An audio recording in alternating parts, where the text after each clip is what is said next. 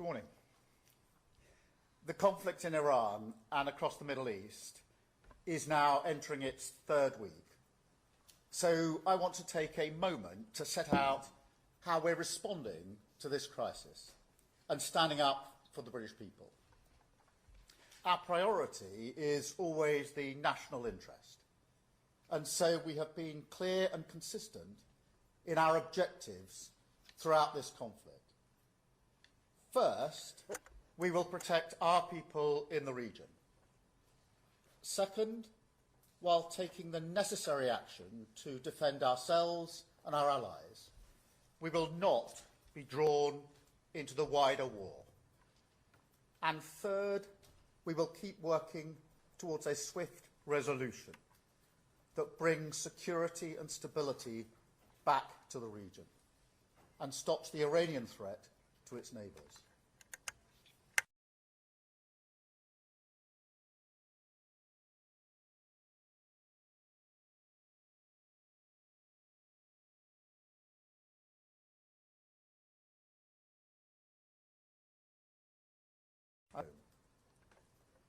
In recent days, I've visited community centres in England and Northern Ireland. And I know people are really worried about what this means for them. And look, I grew up working class in the 1970s. I remember how it feels when you're struggling to make ends meet.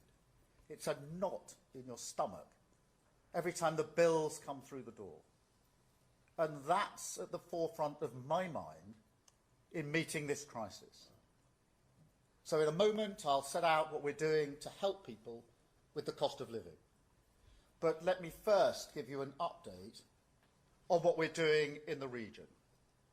We continue to work around the clock to help our people in the Middle East. As of this morning, over 92,000 British nationals have returned to the UK on commercial and government charter flights. Now that work continues, including to support British citizens in Lebanon. Our armed forces are working 24/7 to protect British lives and British interests and support our Gulf partners. We have thousands of servicemen and women in Cyprus and across the region. 3 squadrons of fighter jets working alongside counter-drone teams to intercept Iranian attacks. They are protecting our people, our bases, and our allies night and day. And I pay tribute to all of them. We're also continuing our diplomatic response. The Foreign Secretary has been in the region in recent days. I'm in close contact with leaders from across the Gulf and Europe and beyond. I met Prime Minister Carney earlier this morning, and I'll be meeting President Zelensky soon, because it's vital that we continue to focus on supporting Ukraine. We cannot allow the war in the Gulf to turn into a windfall for Putin. Now, it's clear the US operation has massively weakened the military capability of the abhorrent regime in Iran. The question is, what comes next? When the fighting stops, we are going to need some sort of negotiated agreement to constrain the threat posed by Iran, to limit their ability to rebuild their nuclear program, to pose a ballistic missile threat and arm their proxy militias, and limit the threat that they can pose to international shipping, which is hitting global supplies of oil, of gas and fertiliser, which is pushing up prices here at home. Now, we've already acted alongside other countries to release emergency oil stocks at a level that is completely unprecedented. But ultimately, we have to reopen the Strait of Hormuz to ensure stability in the market. That is not a simple task. So we're working with all of our allies, including our European partners, to bring together a viable collective plan that can restore freedom of navigation in the region as quickly as possible and ease the economic impacts. Now, because of the decisions that we have taken, the British economy is better placed than it otherwise would have been to weather the storm. Since the election, we've built up our national resilience. We are delivering the biggest uplift in defence spending since the Cold War. We're investing in clean British power to boost our energy security and protect people working from volatile fossil fuel markets. And because we have brought stability back to our public finances, stability that I will never put at risk, we are in a better position today than we were at the start of the Ukraine war 4 years ago. Now, back then, inflation was 5% and rising. We brought it down to 3% today. And this isn't just about dry economics. It's about values. We built this resilience for a reason, to give us the space to act, to support working people, and shelter our country from the shocks, the volatility that is buffeting our world. And we are acting. So this morning I want to set out 5 steps that we're taking to tackle the cost of living. First, we have capped energy bills until the end of June, saving the average household £117. Now that's in addition to the Warm Homes discount of £150 for the most vulnerable in society. No matter what happens now in energy markets, in 3 weeks' time, your energy bills will be cut and then capped for the next 3 months. And I can announce today that we're giving a legal direction to the energy companies to ensure that every penny of the savings that we delivered through last year's budget is passed directly onto customers to keep bills as low as possible. Second, we have extended the cut in fuel duty until September. And we've introduced the Cheap Fuel Finder, forcing petrol stations to publish their live prices to make it easier for drivers to choose the lowest price. Now let me be really clear on this. Back in 2022, when prices spiked because of the conflict in Ukraine, I campaigned for a windfall tax on oil and gas companies, and we have raised it in government to ensure that companies can't profit from spikes in prices like these, and that money will go back into people's pockets. I simply will not allow companies to make huge profits from the hardship of working people. Now, this government was elected to stop that, and we will. That's also why we're going to support rural communities with the cost of heating oil. And this is point number 3. The CMA reported last week what every heating oil customer already knows. These are accounts of suppliers cancelling orders and jacking up prices. Now that kind of conduct is completely unacceptable. So if the companies have broken the law, there will be legal action. And because it's clear this market is under-regulated, we're going to put that right to ensure customers get a better deal. But we won't just wait for that. I'm announcing immediate support for vulnerable heating oil customers today, providing £53 million for those households that are most exposed. Fourth, we are pushing ahead with our long-term plan to build Britain's energy security and independence, because otherwise we will continue to be subject to wild fluctuations in oil and gas prices. We've already brought in £90 billion of investment in clean British energy, And that's enough to power the equivalent of over 20 million homes. Just last week, we committed to reforming regulations so we can fast-track new nuclear power stations.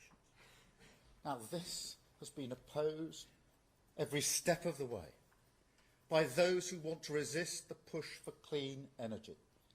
They did the same throughout the entire period of the last government, and they won. But we see here, as we did with Ukraine, that this is a vital cause.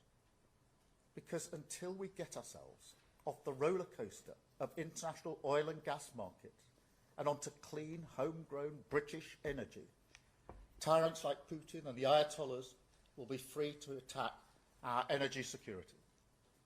So we won't slow down on this. We will go faster.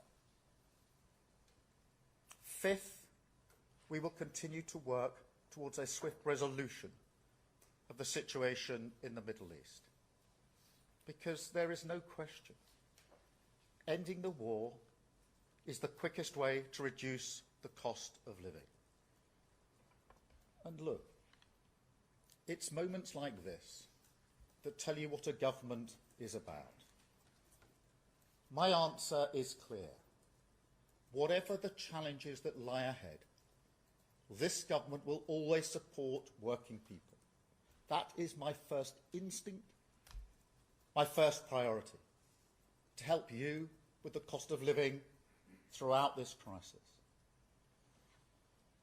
And I want to make one final point, because moments like this also tell you about leadership.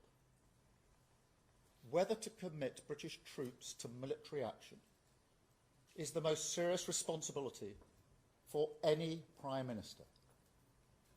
I have been attacked by some for my decision not to join the offensive against Iran.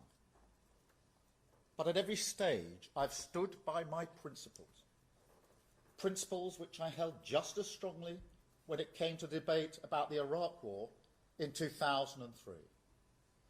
Principles which I believe are shared by the British people, that our decision should be based on a calm, level-headed assessment of the British national interest. And that if we are to send our servicemen and women into harm's way, the very least they deserve is to know that they do so on a legal basis and with a proper, thought-through plan. Now, there are others who would have made a different decision 2 weeks ago. They would have rushed the UK headlong into this war without the full picture of what they're sending our forces into and without a plan to get us out. That is not leading, it's following. My leadership is about standing firm for the British interest, no matter the pressure. And I believe time will show that we have the right approach, right on the economy and the cost of living, right on defence and energy, and right on this war, in the best interests of the British people. Thank you. And now I will take some questions. And I think, Chris Mason, I'm starting with you. Thank you, Prime Minister. Chris Mason, BBC News. Given the frequency of huge government interventions in recent years after the pandemic and after the war in Ukraine, and where that's left the public finances, do you feel a constraint on whether you'd be able to offer any more support on the impacts of this war if it drags on? And if I may, you say the UK won't be drawn into the wider war, but you're willing to be part of what you described as a viable collective plan to keep the Straits of Hormuz open. What is the UK willing to do in specific terms? Well, the two are linked, as you'll appreciate straight away, Chris, because the Straits of Hormuz is obviously vital in relation to the price of energy and the impact that that's having on the cost of living. So these are not two distinct and discrete issues. And on the Straits, we've been discussing this with partners, including European partners, Gulf partners and the US. And obviously, we need to look at the options. We've already got autonomous mine hunting systems in the regions. We're looking at options and expertise, but working with our allies on that. In relation to the bigger picture, look, my instinct, my first priority is to protect people in relation to the cost of living. And that's why we put in measures that are already there, the capping of energy bills, and to be really clear, because I know people are worried about this, that is in place until the end of June. It's actually a cut, because that's what we put in place at the budget, and then a cap, and a fuel duty through to September. And the announcement today in relation to those that heat their homes through oil, which is a big issue in rural communities and a very big issue in places like Northern Ireland, putting that in place straight away. As to what might happen in 3 months or 6 months, I'm not going to stand here and pretend to you that we all know what the situation will be in 3 or 6 months' time. We don't. The best way through this is to de-escalate and reduce the conflict, because that is the simple, most effective way to deal with the cost of living, and that's where we're putting our all of our focus. But look, you heard what I said about my instinct, and obviously we'll always do whatever we can in relation to the cost of living for working people. Thank you, Chris. Robert, I think I'll come to you next. Robert Beston, ITV. President Trump wants you to commit the Royal Navy now to keeping the Straits of Hormuz open. I think you're saying no to that. Is that right? And then, separately, you'll have seen the picture that ITV published of Epstein with Mandelson and the former Prince Andrew in their dressing gowns. Why, in Jonathan Powell's words, did you rush that appointment, given that Karen Pierce was prepared to stay for a few months, and that's what the US president wanted? Let me deal with the Straits of Hormuz, because obviously that's one of the pressing issues of the day. It's something I discussed with President Trump yesterday on the phone. There have been discussions going on in relation to a viable plan. We want to make sure that that involves as many partners as possible. That's been our stated objective here, particularly talking to European partners, inevitably talking to Gulf partners, and to the US, because we need a credible, viable plan, if we can. And as I said a moment ago, this is, to say the least, not easy. It is not straightforward, and therefore we have to make sure that we've got that credible plan in place. As to what the precise options are, as I say, mine hunting systems of ours are already in the region. We've already spoken about what we can do in relation to anti-drone capability. But this isn't just about what the UK can do, it's about how we play a part in bringing others together behind a viable plan. So that's where we're at the moment. Well, we're looking through the options. It is difficult, of course, it's difficult. There's no hiding that. But that's what we're working on in terms of a viable plan, because ultimately we need to get the Straits opened. Otherwise, the price of energy will remain very high for reasons that everybody understands. So it's part and parcel of what we're doing on the cost of living. In relation to Mandelson, look, the independent advisor has looked at the tail end of last week at the process we went through, and he said it was the proper process. Look, the process wasn't strong enough, and that's why last year I moved to strengthen the process, and we'll strengthen it again. My reflection is the process wasn't strong enough. The process was followed, but was the process strong enough? No, it wasn't. Now, I recognise that back in September, when the Bloomberg emails came to light, and it was then that I started the process of strengthening it, and will continue to do so. Thank you, Robert. Beth, can I come to you? Yeah, thank you. Beth Rigby, Sky News. Prime Minister, people are worried sick at the prospect of their energy bills going up by £300 or more after June. The Conservative government back in 2022 capped bills for all households through an energy price cap. It cost about £40 billion. You're not going to do this, are you? Can you just level with people that wealthier households are going to have to suck some of this up? And on the Mandelson files, your National Security Advisor said the process was, quote, weirdly rushed, and Mandelson was appointed before developed vetting had been complete. You told MPs in the House of Commons that due process was followed. Is there a possibility that you have misled the House when you said that? Thank you. No, and the independent advisor looked at that very question, I think, on Thursday or Friday of last week, and answered it very robustly, that the process had been followed. the process wasn't strong enough. And amongst the changes that I intend to put into place is the fact that you can't announce someone until the vetting is finished. It wasn't an individual decision in the Mandelson case, that was the process.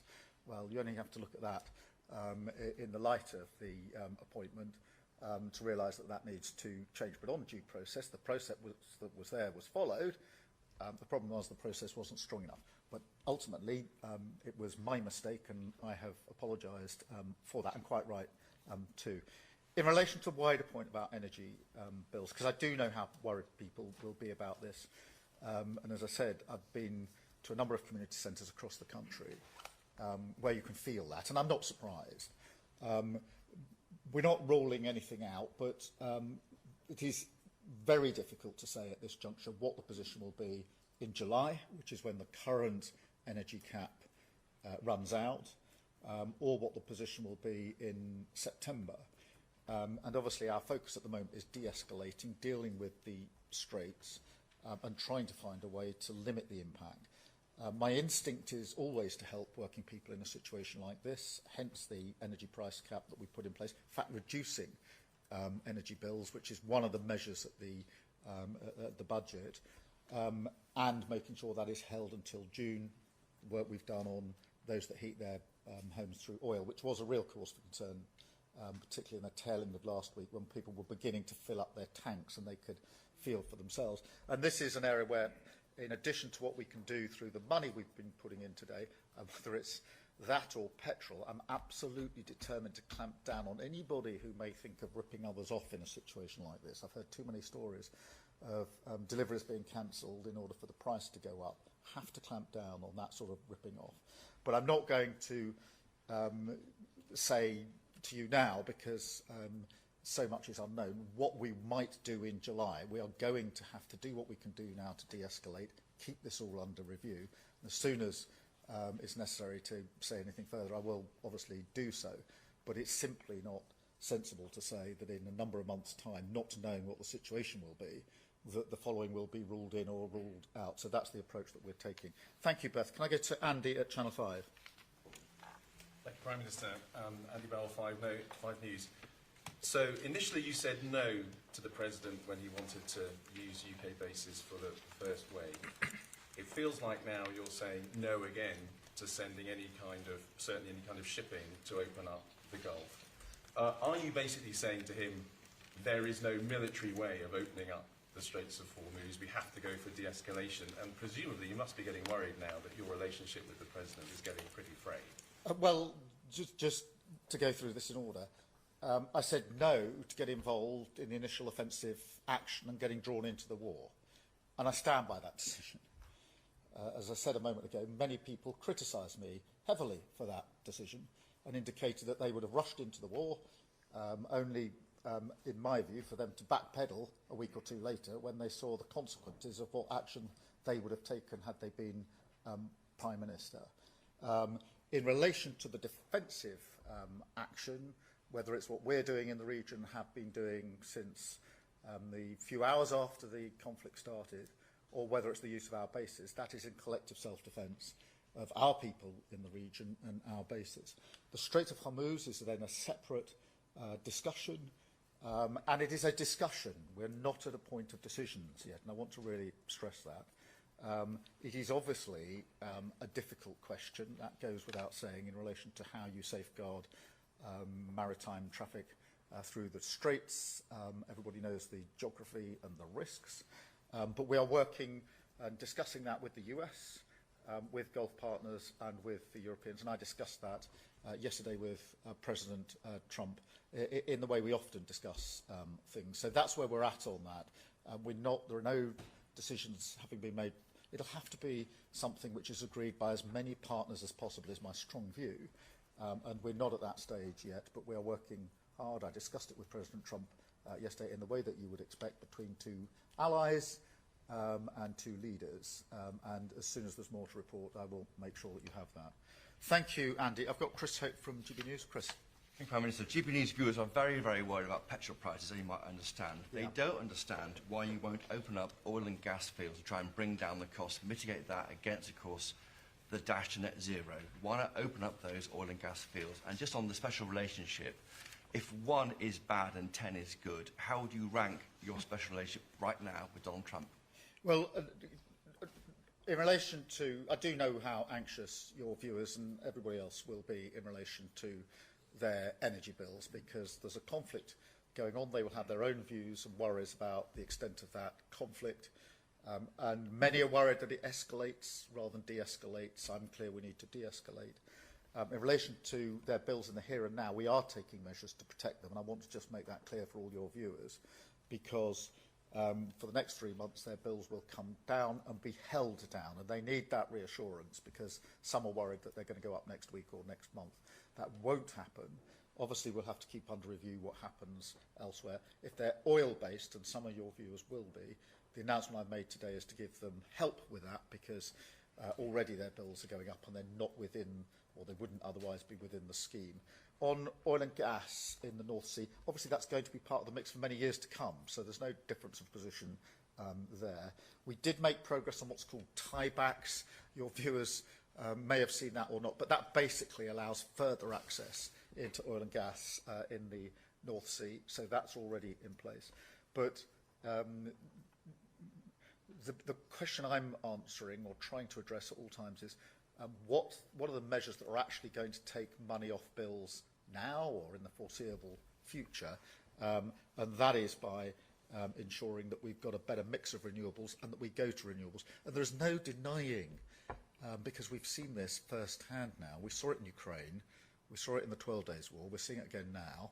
If you're on the international market for oil and gas, you're vulnerable to the price going up on the international market, because we, the UK, have little control over that. And our North Sea oil doesn't give us control over that, because we sell onto the market. What gives us control is renewables, our own homegrown energy, which is then more secure and more independent, which is why I think that we should go further and faster in relation to renewables. Let's get control of our own energy, so that whatever's happening on the world, we control what's happening in this country. And I think for many people, they'd say, by whatever means you do it, get control of energy, so I don't have to keep worrying that my bills are going to go up and down. I want to get to that place as quickly as possible, Chris. Thank you very much. Oh, look, I mean, it's a good relationship. We had a good discussion yesterday about the Straits, as you would expect. We're strong allies, have been for decades. But it is for me to act in what I consider to be the best interests of Britain. And I have to keep that uppermost in my mind. And it is interesting, for want of a better word, that those that 2 weeks ago were urging us to go headlong into the full-blown war are beginning to have second thoughts about that, and there's reason for that. The problem, as I pointed out to the Leader of the Opposition last Wednesday, is if you're Prime Minister, you don't get to come back a week later and say, oops, I made a mistake about that war, can I back out of it now? You have to make the decision that you genuinely believe is in the best interest of the British people from the get-go. Thank you, Chris. I've got Matthew Gay. Matthew. Prime Minister. Matthew Gay, the Quid Squid Personal Finance. Life is about to get a lot more expensive for people in the UK due to what's going on abroad. Food and petrol are already going up, and energy bills past the price cap could also be seeing an increase, which a lot of people can't afford. So the government likely have two options: either do some of the stuff that you've already mentioned and find ways to cut these bills, or get more money into people's pockets. So with regards to the latter, how is the government planning to help people? Yeah, well, thank you very much. And both are really important, because we are taking measures to keep bills down, and that's why I can say that energy bills will be cut and capped for 3 months. At the same time, we need to make sure more money goes into people's pockets. That's why we've done a lot of work on things like the minimum pay, to make sure that that goes up, as it will go up in April, so people have got more money in their pockets. It's very important that we point out that wages are going up higher under this government than they went up under the first 10 years of the last government, because it will be a question of, for most people, how much am I getting in on a monthly basis, and can I meet the bills that I've got to pay on a monthly basis? And just to be clear, because I do think this is important, when I was growing up, we didn't have enough money in my house to pay our bills. So I know what that feels like, to be around the kitchen table really worried. And I do genuinely know that there are many people across the country who are having those conversations today, who are really worried about it. And that's why it's important that I reiterate that my instinct, my first priority, is to do whatever we can to protect them, whether that's cutting or holding bills, or whether it's making sure they've got more money in their pocket in the first place. Thank you so much. I've got Jason Groves, Daily Mail. Jason. Thanks, Graham. Can I ask you a couple of questions about petrol? You've talked a bit about profiteering, but at the moment, obviously, the Treasury is getting a big windfall from VAT on petrol. Every 5p it goes up, they get another penny. Shouldn't you be giving that money back? And then, secondly, Nick Butler, who you may know, used to work for Gordon Brown and BP, was out this morning saying we could be facing petrol rationing in a couple of months. What sort of preparations are you making for that? Well, on both those issues, I mean, on fuel duty, that is being held till September. And yeah, that's held till September. And I know people are urging me, what are you going to do after September? But that is 6 months away. There's obviously a lot of change that could happen in that period. And we need to keep the situation under review, and we will keep the situation under review. In relation to the supply of energy, obviously we're taking all necessary measures to make sure there is the right supply of energy. It's really important that we do so, and it will always be a mix of oil and gas and renewables. We're actually using more renewables now than we were in 2022, which is helping in relation to supply, but we'll keep that under constant review. Thank you, Jason. I've got Millie from The Independent. Thank you, Prime Minister. Millie Cook from The Independent. Pat McFadden this morning appeared to play down Trump's warning that the future of NATO would be very bad if we don't send warships to the Strait of Hormuz, describing it as rhetoric from the President. How concerned are you about the breakdown of the NATO alliance, and would you agree with Mr McFadden that Trump's threats are just rhetoric? Well, firstly, we are working with others to come up with a credible plan for the Straits of Hormuz to ensure that we can reopen shipping and passage through the strait. Let me be clear, that won't be, and it's never been envisaged to be, a NATO mission. That'll have to be an alliance of partners, which is why we're working with partners both in Europe, in the Gulf, and with the US. It's important that we continue that. It is not straightforward, and you can see that historically when there have been other conflicts that have affected the straits. But I do think that working with others, including the US, is the way to go forward. And I had a perfectly good discussion with President Trump about that yesterday. And, of course, as you'd expect, I mean, we are talking to the US at all levels all the time. Whether it's the US, whether it's Europe, whether it's Gulf partners, we are trying to pull together both partners and a plan in relation to the Straits. Thank you very much. And let me go to George Parker, FT. Thank you, Prime Minister. You said earlier that you simply won't allow companies to make huge profits from the hardship of working people. And you said that in the context of windfall taxes in the past. So I just wondered whether you were suggesting that if they carry on, as you see it, with this bad behaviour, a windfall tax or a higher windfall tax is a possibility.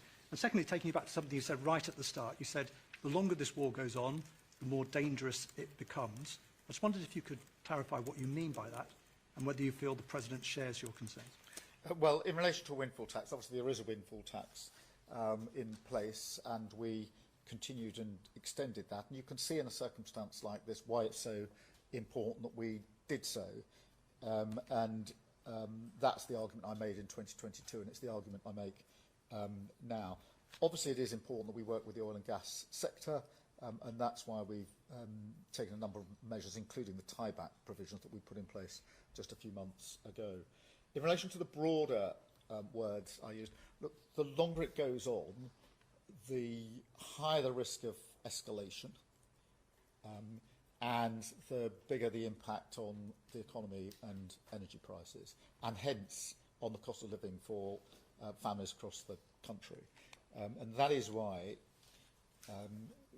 in addition to the self-defence actions that we're taking, in addition to the work and discussions that are going on in relation to the Straits of Hormuz, we do need to keep working for de-escalation. In the end, however it comes about, there is going to have to be a negotiated settlement of some sort. We mustn't lose sight of that. We must talk to our allies about that, and we do. Obviously, we had a G7 call last week.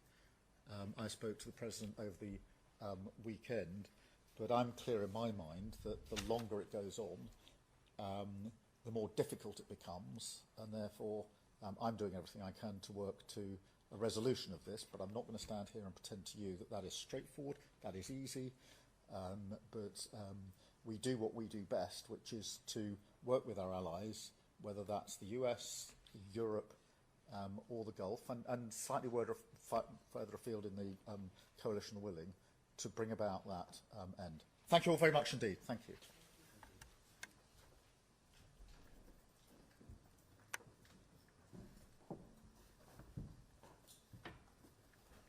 Yeah, sure.